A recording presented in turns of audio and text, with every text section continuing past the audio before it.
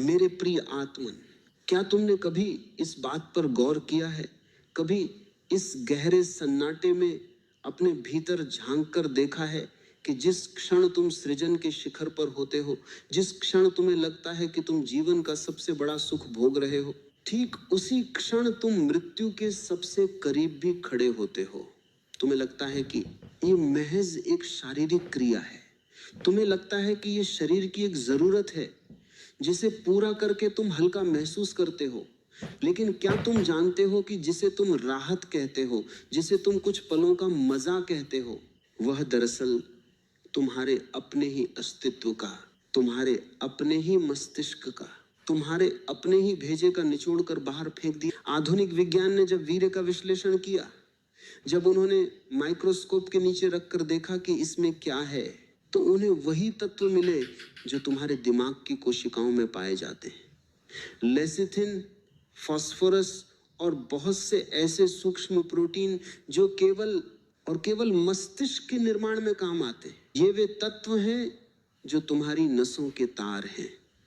जैसे बिजली के तार में तांबा होता है, वैसे ही तुम्हारी नसों में, जिससे तुम सोचते हो, जिससे तुम महसूस करते हो, जिससे तुम्हारी याददाश्त बनती है, वह सब इन्हीं तत्वों से बना है।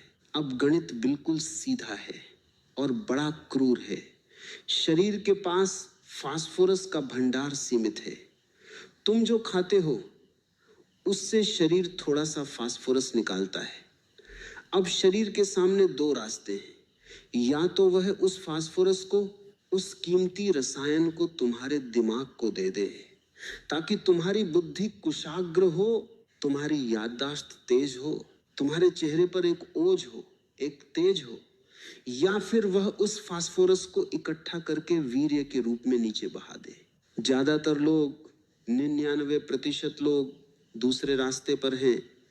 वे अपने दिमाग का भोजन अपनी जननेंद्रियों से बाहर फेंक रहे हैं।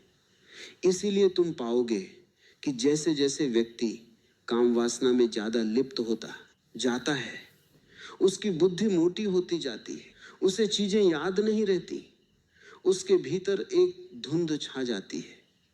आज की युवा पीढ़ी जिस समस्या से सबसे ज्यादा जूझ रही है, वह है ब्रेन फॉग, दिमाग में कोहरा। सब कुछ धुंधला है, निर्णय नहीं ले पाते, आत्मविश्वास की कमी है, छोटी छोटी बातों पर घबराहट होती है। क्यों? क्योंकि जिस इंजन को पेट्रोल चाहिए था, तुमने उसका पेट्रोल तो जमीन पर गिरा दिया।